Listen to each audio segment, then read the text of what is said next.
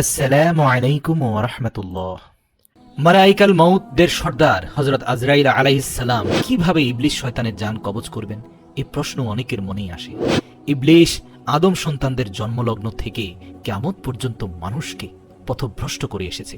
এই পৃথিবীতে যত জাহান্নামী মানুষ আছে তাদের প্রত্যেকেরই জাহান্নামে যাওয়ার পেছনে একমাত্র হাত ছিল ইবলিসের। তাই তো মহান রব্বুল আলামিন আজরাইল আলাইহিস সালামকে নির্দেশ দিয়ে বলবেন, হে আজরাইল, আমি তোমাকে পৃথিবীর সকল জীবের জান কবজ করার জন্য এ যাবৎ যত শক্তি ও ক্ষমতা দান করেছিলাম, আজ তা 10 গুণ বাড়িয়ে দিচ্ছি।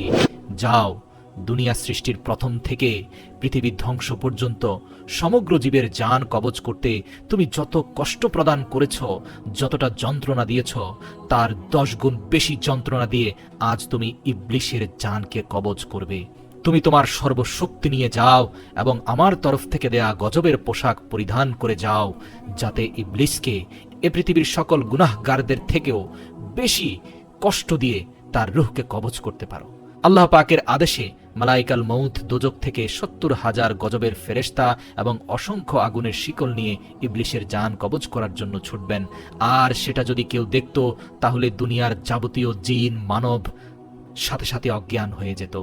হাদিসে এসেছে তারা প্রাণ ত্যাগ করত। এতটা ভয়ঙ্কর হবে ইবলিসের জান কবজের ঘটনাটি। নবী করিম সাল্লাল্লাহু আলাইহি সাল্লাম ইরশাদ করেছেন, কিয়ামতের নিদর্শন সমূহের মধ্যে একটি নিদর্শন হলো সূর্য পূর্ব দিকে উদিত হওয়ার বদলে পশ্চিম দিক থেকে উদিত হবে। এটা এমন সময় হবে যখন লোকেরা তার প্রতিদিনের কাজ শেষ করে শুয়ে পড়বে এবং রাত হয়ে যাবে। লোকজন ঘুম থেকে জাগ্রত হয়ে যাবে, কিন্তু রাত আর শেষ হবে না। তখন লোকজন পেরেশান হয়ে যাবে, রাত কেন শেষ হচ্ছে না। অবশেষে 3 দিন সমান রাতের দীর্ঘ অপেক্ষার পর সূর্য পশ্চিম দিক থেকে উদিত হবে। কিছুক্ষণ থাকার পর সূর্য আবার পুনরায় ডুবে যাবে এবং তারপর আবার পূর্ব দিক থেকে উদিত হবে। এই দৃশ্য দেখে শয়তান চিৎকার করে কান্না করবে আর বিলাপ করতে থাকবে, কারণ ইবলিস বুঝে যাবে তার সময় এসে গেছে।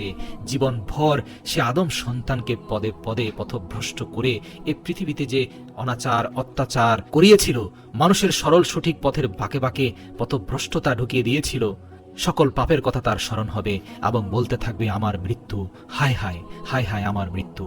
ইবলিসের দলবল এই অবস্থা দেখে বলবে, আমরা তোমাকে সারা জীবন এমন বিলাপ করতে দেখিনি, তোমার আজকে কি হয়েছে?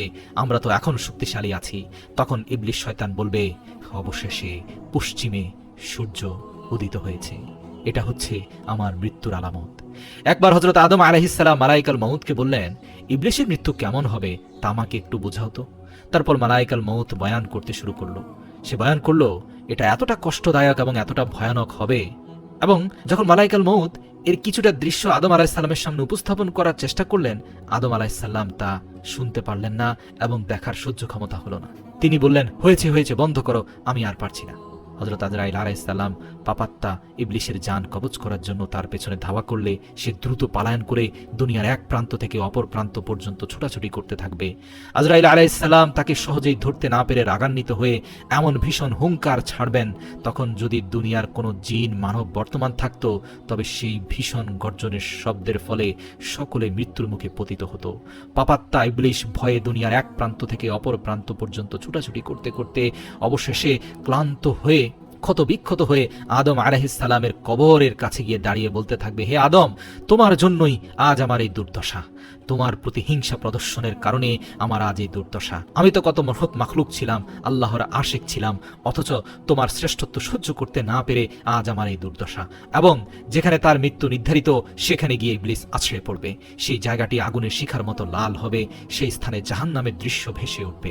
সেখানেই পৃথিবীর সকল প্রাণীর যত কষ্ট, যত পরিণাম, সবকিছু একত্রিত করে ইবলিসকে দেয়া হবে এবং ইবলিসের জান কবজের ঘটনাটা এতটা বিভৎস হবে যে মনে হবে পৃথিবীর বুকে যেন জাহান্নামের বিভৎস লীলা শুরু হয়ে গেছে। ঠিক এমন সময় আজরাইল আলাইহিস সালাম তার দলবল নিয়ে সেখানে উপস্থিত হয়ে তাকে অগ্নির জিনজিরায় আবদ্ধ করে সহস্র প্রকারের আযাবের সঙ্গে তার রূহ কবজ করবেন। তারপর মালাইকাল মউত আল্লাহ রাব্বুল আলামিনের আদেশে যাবতীয় ফেরেশতার জান কবজ করবেন। তখন আদম আলাইহিস সালাম এবং হাওয়াকে বলা হবে, তোমরা তোমাদের শত্রুর দিকে তাকিয়ে দেখো, কত কঠিন বিপদের মধ্যে তারা পতিত হয়েছে, মৃত্যুর মতো যন্ত্রণা, মনের জ্বালা সে ভোগ করছে, তখন আদম এবং হাওয়া আলাইহিস সালাম উকি মেরে তাকিয়ে তার কঠিন শাস্তি এবং মৃত্যুর যন্ত্রণা অবলোকন করবে এবং বলবেন, হে আমাদের প্রতিপালক, আপনি আমাদের উপর আমাদের নিয়ামত পরিপূর্ণ করেছেন। যুগ যুগ ধরে পাপিষ্ঠদের মৃত্যু এমন নরক যন্ত্রণার মধ্যেই হয়ে থাকে। ফেরাউন, নমরুদ, আবু জাহেলের মতো যারা এই দুনিয়ায় ইবলিসের অনুসরণ করেছে, আল্লাহ রাব্বুল আলামিন তাদেরকেও বেইজ্জতের মৃত্যু দিয়েছেন। হে আল্লাহ, আপনি আমাদের সবাইকে মৃত্যুর সময় কালেমা নসিব করবেন, আমরা যেন সবাই বলতে পারি লা ইলাহা ইল্লাল্লাহু মুহাম্মাদুর রাসূলুল্লাহ সাল্লাল্লাহু আলাইহি ওয়াসাল্লাম।